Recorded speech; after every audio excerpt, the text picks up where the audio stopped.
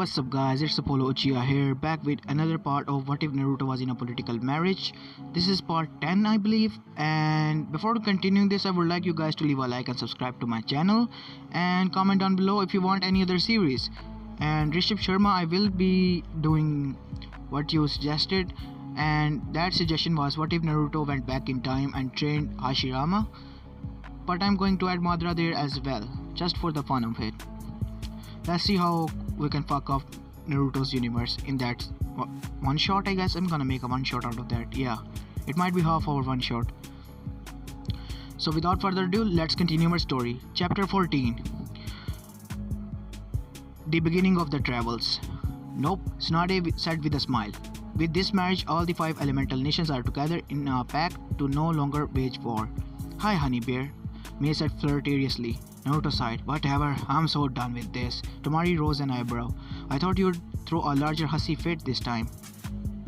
Being married to 5 people isn't much different than being married to 4 people. Oh, how impersonal, my adorable little husband, May said with the eye twinkle. Chojiro and Ao sat quietly, just soaking in the information.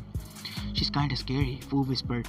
Yeah, why is she talking to me like that? Isn't she a bit too old to be perving on a teenager? Naruto asked. A tick mark formed on May's eyebrow. My little husband, you know you shouldn't comment on a woman's age. You shouldn't be married to me. I'm 13. I should be married to anybody. I shouldn't be married to anybody. Well, you seem to fail stupendously on that front, she replied cheekily. Naruto's sweat dropped. Whatever, I'm done. Hey Granny. Yeah, brat. And stop calling me Granny, she yelled at him hotly. How are the living arrangements going to work? He asked, dismissing the actual accusing yell from Tsunade. Cooling down, she replied, you are going to go around the elemental nation to visit your respective wives. Country to train. Every 5 rotations, one of your wives are going to come back to Konoha with you to train there. How often is a rotation? You used to ask. About a week or so. Is it missed in a civil war right now? Wouldn't it be kinda dangerous to get there? Tamari asked. He'll stay at the main hidden camp. May has assured me that it's safe. He'll be fine. When is this happening? It was Naruto woke up, not knowing when or if he was going to wake up was going to be a bit of a problem, but it seemed to have solved itself. So I'm leaving? Right now? Naruto asked, stutteringly. Your wives will be, but you need a bit of time to set your affairs here in Konoha. She looked at Naruto's wives. You all get your stuff and get back here to teleport back to your countries. She pushed a little button on her table with some chakra into a seal on her desk, alerting the Hirshin team. Naruto, you need to give me the report on your mission. Sign off your ownership on your previous apartment, get your stuff and get back here. You'll be going to Lightning with Yujito first. Can't I say goodbye to my friends? The vast variety are all on missions. I believe that the only person here among your friends is Hinata Yuga. Eh? Oh, okay then. That's okay, I'll be fine. You sure? Yeah, I'm pretty sure. Okay, you 4 are dismissed, she said, referring to the 4 wives of Naruto.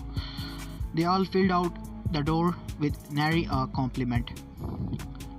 Naruto, I need your report on the mission. Well, it's kinda hard to remember, but after I left Yujito and Kiba to that fish guy and the bone guy, I chased Sasuke Teme to a giant waterfall with 2 statues on the either end.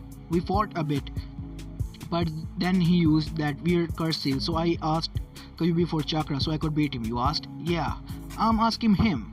It? For now on. Okay, continue. We fought some more, but he turned into the weird monster thing. So I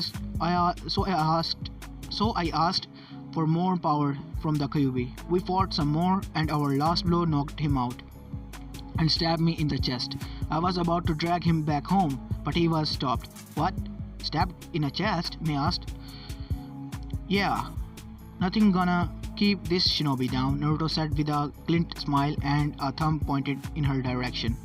My husband gets more attractive by the moment, May said lustfully. Naruto's sweat dropped and shuffled away from May. After that, Sasuke's older brother came over at me, and that's the last thing I remember. Itachi was there as well? Tsunade began rubbing her temples. Why does this shit keep happening to me? You're complaining? Yeah, I'm complaining, Brad. I've had to I have to broker a peace treaty between 4 leaders of hidden villages, convince them to place a Haritian seal tag on their villages, deal with the fallout of the shitty mission, tape the treaty back together using goodwill, spit and duct tape, and on top of all that, I have to hear about you complaining about being married to 4 chicks, now 5. Oh yeah, well, I've just learned that the person who sealed the giant Kyuubi in my gut was my dad, who was 4th Hokage, that I'll never get to love, that I'll always be married to not only a person but people who will never get to feel love as well. But that's not all. That I'm the main cause that they all get seriously hurt. Should we give you some time alone? I asked. No, you stay. We still have some things to work out. You go over to your apartment and sign in off. Everything has already been boxed while you were comatose. Pack up everything that you need and meet back here on the double. I'm still injured. No, you're not. You're just tired and you need to move around some more. Naruto exited the building grumbling all the way. My, what a tempered husband I have. Well, at least your husband hunting days are over, Ao said with a smile. Usually he would be threatened with death or even remotely mentioning her love life, but it seemed that her troubles were over, so that would make it okay to comment on it. May's form got a cloak in a black, vicious aura. Her eyes shone red and, while smiling, she whispered, "Ao, shut up or I will kill you." He promptly cringed and scooted away from her. "Why did you get mad?" he squealed. "They are." "Oh, you shouldn't comment on a woman who is sensitive about her love life. How she feels about marriage is her deal, and hers alone," Chojuro added tentatively. Her face turned suddenly to Chojuro without changing the harshness of its nature. "Chojuro, shut up or I'll kill you." He too cringed away from May. Tsunade began rubbing her temples. Why are all the strongest shinobi the weirdest? In the distance, Tsunade faintly heard a scream of youth. Link break at Naruto's apartment. Naruto looked around. He was standing in the home that he had lived in all his life. The place that held him, gave him somewhere to sleep, and protected him from the outside, and this was the last time he was going to see it. He sedatively moved to the bed and sat down on it. All his time being awake recently had been taken up with learning about new things that majorly affected his life, spending time with his wife or being sent on a mission. He hadn't had any time to actually sit down and think. Not that he usually does that sort of thing, but still he needs some space and peace and quiet. And that's what he got, until Jiraiya opened the window and jumped in. "Hiya, brat!" Naruto turned to look at him, not being fazed in the slightest. "Hey, Pervy Sage," he said flatly. "Hey, what's wrong with you, with my bundle of barrel of joy? Why are you so happy?" "Because I'm so proud that my little boy bagged a cougar." He wiped a fake tear from one of his eyes. "Perv, I am so not in the mood right now." His face turned serious. "What's wrong, brat?" Naruto was having trouble articulate were his words. "I just feel like the world's been going really fast. Seriously, major things have just been happening, with no time to adjust, with no time to wonder if that change is for the better. I just wish that things would slow down." Jiraiya sat down on the bed with Naruto. "Yeah, brat, I hear ya. But hey, at least everyone else in the village can empathize with you a little now." "What?" "No more war, trade agreements aplenty. The odium of their hate turns out to be the only thing holding it together. And on top of that, he's the son of the most revered Hokage ever. Things are changing rapidly and everyone has to cope with it. Are all the people married to 5 strangers? Are they all unable to find love?" Naruto said vindictively. "What are you going on about? Not being able to find love? I'm sure that you'll find love. You find love in it, brat. But I can't be with anyone outside my wife's. So don't. That fool girl looks like she likes you. And so does that Yuito. And that Kuretsuchi. But I don't love them. I am extremely sure that they don't love me. But you might. And they might. Care. Love isn't a singular thing. You won't feel love for only one person in your lifetime. things change and you have to cope. If you won't be able to find love outside your wives, try to find it inside your wives. Naruto sat in thought for a while. Love is weird. Jiraiya started laughing, scaring Naruto at the suddenness of it. You got that right, kid. Love is weird. Cruel, fucked up mistresses. But being human, you have to find some way to please her. But what about them? If I can't date outside the marriage, I doubt they can as well. If I fall in love with one of them, the rest will be alone for the rest of their lives. Who said that you have to love just one person? Huh? Listen, kid. It's been said once, twice, and multiple times over, but you are in a unique situation. Do you think that they haven't thought about that? I have guaranteed you that they'll all have. But isn't people, says the kid with the 5 wives. You know what I mean, you pervert. Jiraiya sat in silence for a while before continuing. If they acknowledge it, and they all are okay with it, I don't see why you can't be with all of them. Naruto sat in silence as well. What about Ichito and Mei? They are a lot older than I am. Well, once you begin to bridge the gap, I doubt they'll have much of problem being with you as well. Naruto's sweat dropped. People don't age at different frequencies, pervert. The difference between a 13-year-old and a 28-year-old is a lot larger than a difference between a 17-year-old and a 32-year-old. But still. But it's quite unique situation and everyone going to have to learn to deal with it in their own way. They sat there for a large moment. Thanks, pervert. I actually kind of feel better now. Even if I doubt that they all agree to date me all at the same time. There's nothing that provisions can't fix, Jiraiya said with a glint of the teeth. Naruto looked at Jiraiya flatly. There are so many reasons why that is false. Naruto got up and went over to the clipboard that was meant to sign his apartment down on one of the boxes close to him and started signing its release. I'm really going to miss this place. Naruto looked up suddenly in realization. Where am I going to put all my stuff?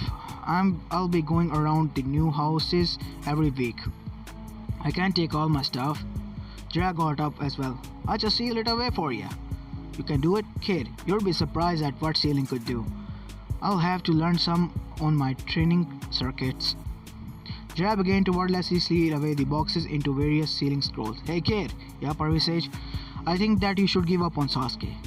That statement hit him like a train. Why? Because so long as you can chase him, you will never be happy. Look, Parvisage, he's one of very few people in this world who knows how I feel. We're on the same team and I'm going to get him back. He'll never go willingly with you. Then I'll just break his leg and drag him back, Naruto said immediately.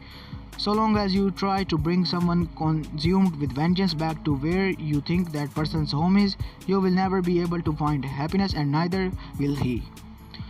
People with vengeance don't perceive anything as being their home, as anyone worth coming home to. And how would you know? Sasuke acted almost synonymously with how Orochimaru acted when he deserted. Kid, you are surrounded by people who have felt what you have felt. Why don't you just plug up that hole with that Sasuke left with them?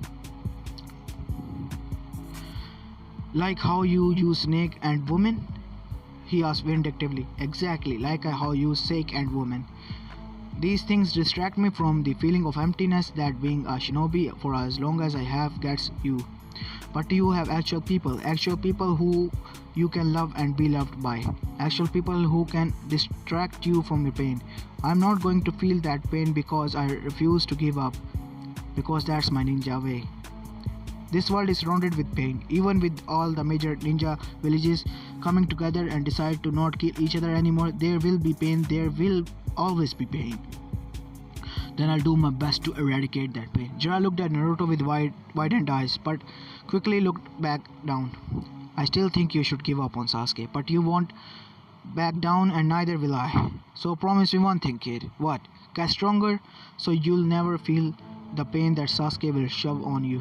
Naruto nodded his head. I'll get stronger and I'll get back Sasuke. Jiraiya got back up and handed the bunch of scrolls on to Naruto. You'll better get back to Tsunade. I've heard that Cloud is lovely around this season. How do you know I'm going to Cloud? I'm not known as a renowned shinobi spy master for nothing, you know. Whatever you say, pervert. Link break. How's that Naruto and co occupied? Yujito was having a tough time. This was mostly due to the fact that she had been relegated as Kurotsuchi's aide and was forced to carry her up the stairs, cook for her, seal all her stuff, and talk to her as company. It was the last one that really grated on her nerves, however. I cannot wait for when he switches over to Eva. I don't care. Yuicho was currently folding Kurotsuchi's clothes and preparing them to be sealed into a scroll while Kurotsuchi was venting from her reclined position on her twin bed. I am so going to get him back for making my pops think that I want his kids. It was your own damn fault. I'm going to cement and leave him there for a day. That's really harsh. Or I'm going to sneak into his shower. How bold. And spray him with a quick lime. How cruel. Or I'll slice him up just a little during our training. You are slightly deranged. Or I might just accidentally castrate him. You are extremely deranged. Yuito decided to butt in. Don't you think that you are being a little harsh? That kid has been nothing but trouble to me since I met him. What's he's done? He was pink. You declothed him in front of his friends. He's the reason I almost died. You volunteered for that mission along with the rest of us. My dad thinks I want his kids. That was your own damn fault. Kurotsuchi sighed in exasperation. There's just something about his face that I don't like. Well, maybe if you gave him a chance. Who are you, his mother? I'm just a not non-involved person who's looking at a tsundere doing the equivalent of writing love notes. I'm not a tsundere. Yes, you are. You have trouble externalizing your affections to our little blonde-haired husband and mistakenly convert that into physical and verbal abuse. Kurotsuchi looked personally offended. I have no affection for him whatsoever. So you say, Pink Tsuchi? Even Yujito was getting in on the fun of calling Kurotsuchi by that nickname. So I say, and stop calling me that. Well, will you admit to being a tsundere? And I'm not a tsundere. Says the Pink Tsuchi in denial. I swear he's turning you into him through osmosis. Yujito blushed slightly.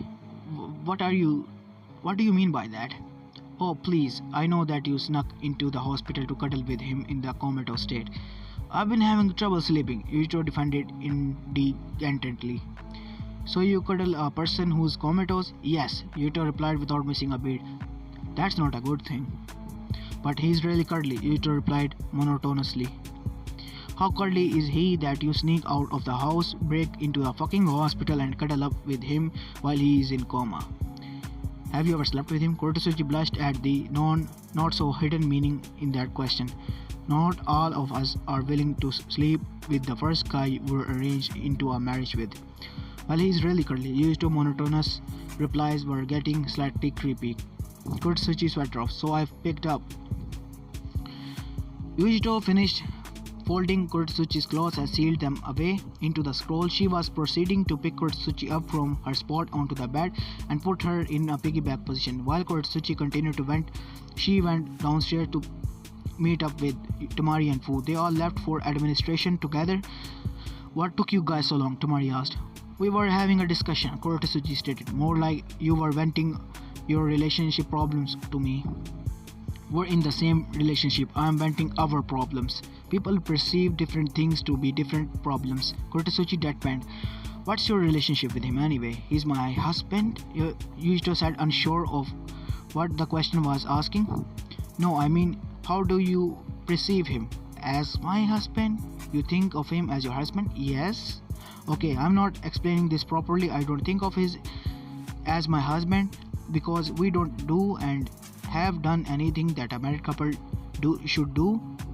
To me, he's just the guy that I'm shackled up with for life. What is your emotional connection with him? He's a precious person. Who's going to protect? Yeah, I've heard this a lot. My dad is a person precious to me and I'm going to protect him. People precious to them can be anyone to you. What is he to you? Why are you asking this so suddenly? I was joking around when I started calling you a short account, but now I am genuinely worried that you are going to jump his perk. Yusto started to blush.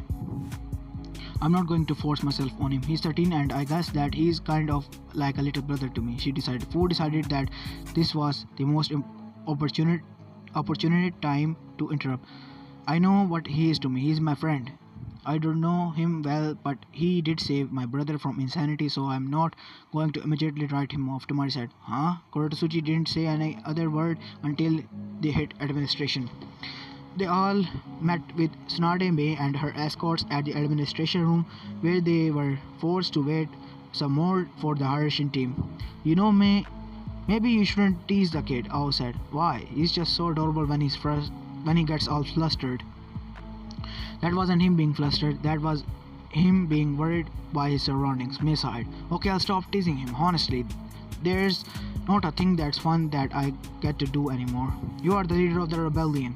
The people are supposed to look up to you, which means that you can't sexually tease children. But he's my husband, but he's a child. Mei sighed again, but remained quiet.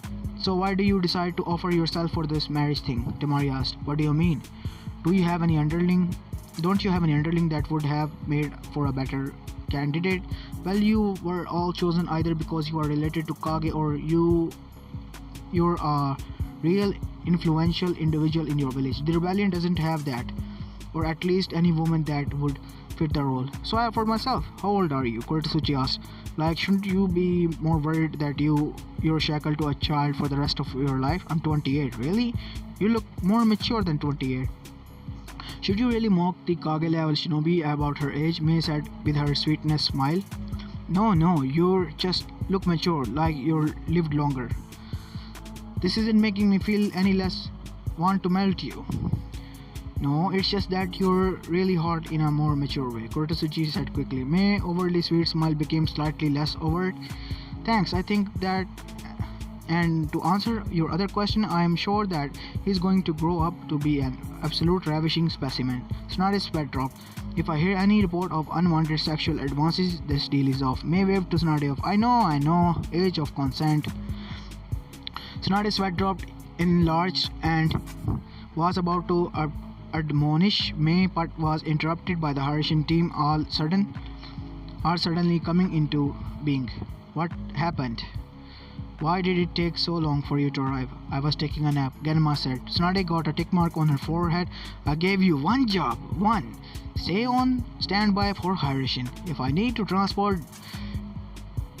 dignitaries across nations, and you fucked that up. Genma didn't look very affected by the Kage level shinobi yelling at him. I'm sorry, the technique takes a lot out of you, you know. She stood up. You haven't been you weeks. I've been mentally disposed as of late. With what? I'm not at liberty to say. Tsunade looked to be on the verge of breaking her desk again, but she managed to regain in her anger. Sitting down, she said, if it happens again, you're demoted to Chunin. Fair enough. Naruto busted through the doorway carrying a bundle of ceiling granny. He took stock of the situation. I thought you said that everyone be gone by now. They were supposed to be, but this asshat, she pointed at Genma, was mentally disposed. Oh, okay, I have no idea what that means. None of us do. Get in the formation and send Yuichito and Naruto to Cloud. Tsunade barked towards the bodyguards unit. They all scrambled to do so. After getting into the triangular formation, Genma said to Naruto and Yuichito, get in. Naruto and Yuichito walked in between the group. Clench your stomach. Genma warned that. Then they immediately activated the jutsu. It was really disorienting. It's not that there was some sensation of the universe pulling you or something like that. He was looking at one thing and then everything changed into something else in a blink of an eye. But Naruto didn't blink. So when he got whisked away to Cloud, he immediately stumbled onto the triangular formation and fell onto the Raikage's desk, hitting his head and knocking him out cold. To be fair, Yuichito didn't fare much better, with her stumbling backwards and landing on her ass. This was the scene that almost scared A into defecting himself. Why did I put that seal on my desk? He thought to himself. The Harashan team vanished again, with no report of what happened. As it was rather obvious, A looked at Yuito crawling back up from the ground and ordered report. After she managed to stand back up, and she professionally replied. Naruto Uzumaki woke up from his coma, so the Hokage ordered that he immediately be sent to Cloud in order to start his training circuit. A leaned over his desk and looked at the Uzumaki that was currently drooling on the ground in front of his desk, and then he managed to knock himself out again. Yuito finished. A rubbed his temple and sighed. I guess his training starts tomorrow. Yuito walked to the aforementioned Uzumaki and picked him up. I'll take him to my home. A nodded, and Yuito's house. A nodded his head. Yuito's house was close to administration, so it only took an open window of a few hops, and she was there with her new husband climbing in through the window. She was met with her apartment's Spartan interior that had collected a bit of dust since her excursion to Konoha. She walked over to her bed and plopped Naruto down on it. Her bed was one of the few luxuries that she allowed herself. It was a queen with a heated blanket and a large amount of fluffy pillows. It didn't fit in at all with the rest of her bare apartment, but she didn't care. It was comfortable, but after discovering that she was a cuddler, she had been having trouble sleeping and knew that when Naruto was away, she would have trouble finding rest. But that didn't matter now. It was afternoon. Naruto was fast asleep on her bed. And she didn't have anything better to do. It didn't matter if she managed to cuddle with Naruto while he was in the hospital, waiting for all her housemates to fall asleep. Sneaking out of the house and waking yourself up before anyone in the hospital noticed didn't allow her much of a shut-eye. So she decided to catch up on her sleeps, and after changing to her pajamas, she crawled in bed with him. She had really missed her bed. It was so comfortable, and that combined with Naruto she had to cuddle up with sent her to blissful sleep almost immediately. As this is where I'm going to leave this part of, guys. So please do tell me about the what if that I'm about to tell you. I'm thinking of starting a new what if, and I'm gonna tell you the background story of it. So now after war arc, the final war, after the Kaguya is defeated, Sasuke doesn't come back with Naruto, and Naruto goes to hunt him down. And when they fight each other, and Itachi appears and turns Sasuke into a kid, and Naruto has to raise that kid. So please do tell me if you want to hear that what if as story as well, because it has a little bit of action. It's mostly emotional drama and so on. So yeah, if you guys want that, please comment down below. And without further ado, this is Apollo Uchiha, and I am signing out. Peace.